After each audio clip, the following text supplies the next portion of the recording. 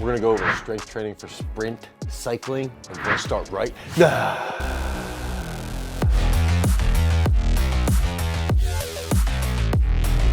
So sprint cycling is one of those very, very unique sports where there is an absolute phenomenal amount of power output that goes into the actual sport, right? That goes into the bike, that then goes into the track to actually get the athlete to move around the track as quickly as possible. And when you look at some of these athletes, when you watch actual competitions, there is quite a bit of technique involved. There's also a lot of power endurance that's involved. And so a lot of coaches might look at how sprint cycling is set up and they might not know where to start with strength training. Okay, they might look at it like, okay, well, there's a lot of different things that go into the sport. We have to be extremely explosive, but we also have to have a lot of endurance. We also have to have some type of control on the bike. We don't want to be erratic and flailing all over the place. How can we go about actually going through this? And then on top of that, the actual training on the bike is very, very brutal. It takes up a lot of calories and a lot of energy, obviously, energy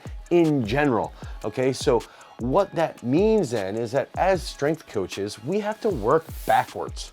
Okay, if we look at it and say, okay, when a sprint cyclist is peaking, what do we need to see? What are those strength characteristics that we need to see? And then we can work backwards and say, okay, if we identify 3 or 4 specific strength characteristics, are there any characteristics that can sort of serve as a baseline to build the other ones on top of? Okay, so that ends up being a little bit more complicated, and you have to be able to communicate with the actual sprint cycling coach.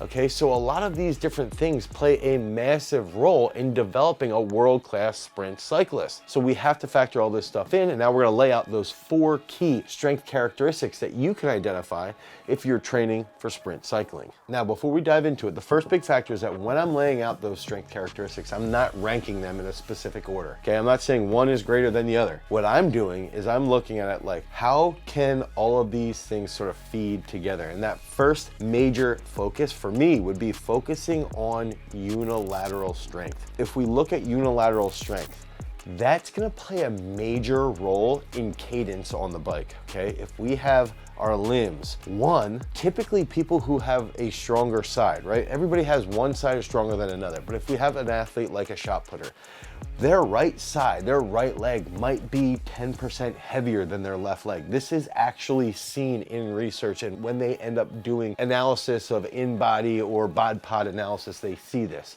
Okay, so if we understand that, we have to train that unilateral strength, especially in a sport like sprint cycling, because we don't want one side drastically stronger than the other. That can have a negative impact on cadence, and when that leads to a negative impact on cadence, then we have a negative issue on the bike, and we have a problem out on the track that we might need to fix technique-wise. So that first focus is gonna be, let's develop unilateral strength. We can do things like single leg squats. We can do step ups. We can do single leg presses. We can do single leg presses, with a band. And then we can even start to train with plyometric movements in these areas.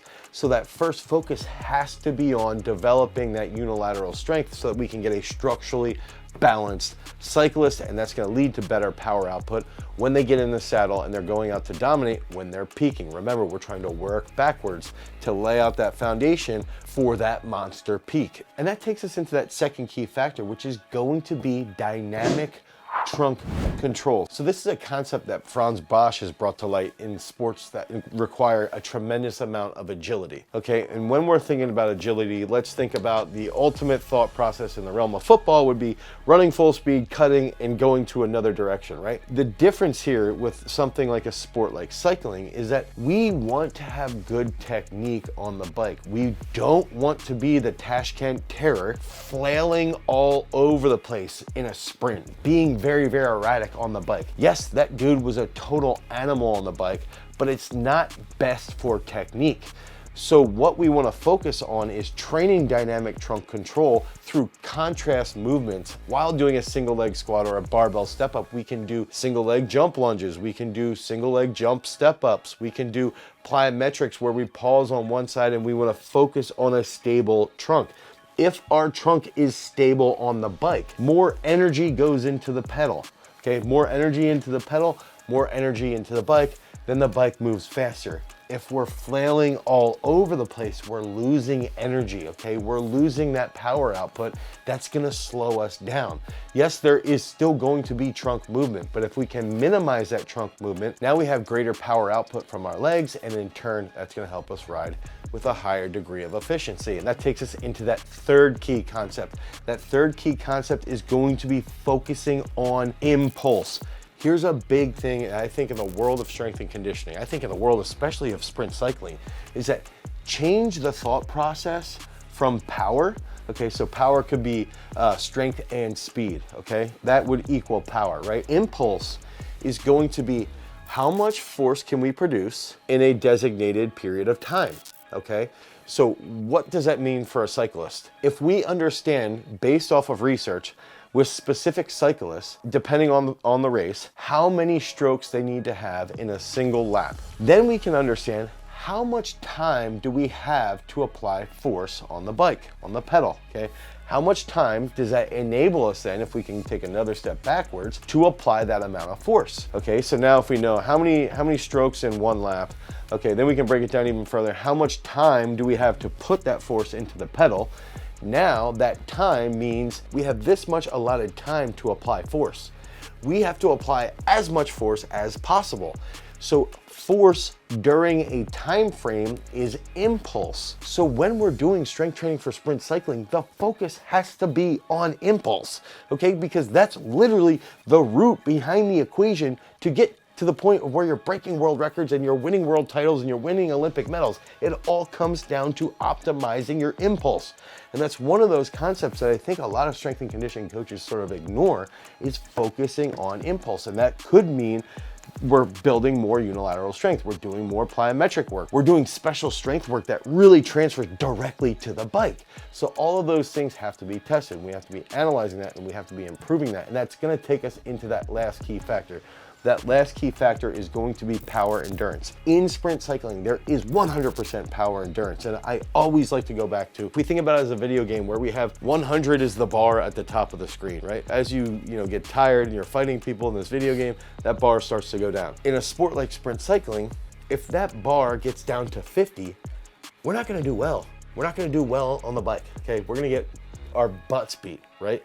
But if we can hold that bar at 85 to 90% for a long period of time, if we have that longer race in the Kieran, we can hold that at 85, 90%. And if that is held at 85 to 90% and our opponents are sitting around 81 to 85%, we're gonna win, okay? Because we can apply greater levels, we have a greater impulse score, and then if we have a greater impulse score, we can apply that force in that shorter period of time, which in turn leads to better performance. So all this stuff comes into play that we have to balance. What are we doing on the bike? What type of volume are we doing on the bike? And when we are focusing on specific volume levels on the bike, those volume levels should also coincide with specific strength characteristics that we're trying to develop.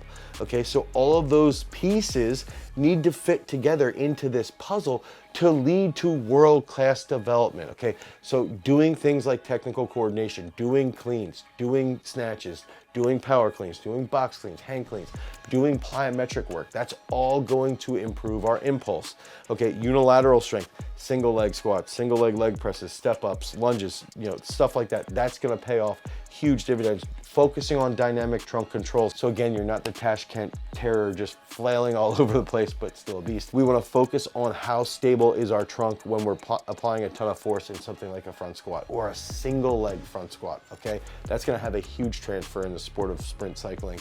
And then finally, we have to have that power endurance. And a lot of power endurance is gonna be built on the bike, but we can also build that inside the weight room or in our other endurance-based modalities. So piece all this stuff together with your strength training for sprint cycling. And if you need help, head over to peakstrength.app. We have a brand new app that you can pick up where you can get 7 days of free training. And even inside of our app, you can put in your goals, your PRs. We have rest timers, we have weights that we recommend, and we even use our parabolic periodization model to help you become a champion. Because remember, if you want to become a champion, you've always got to cultivate your power.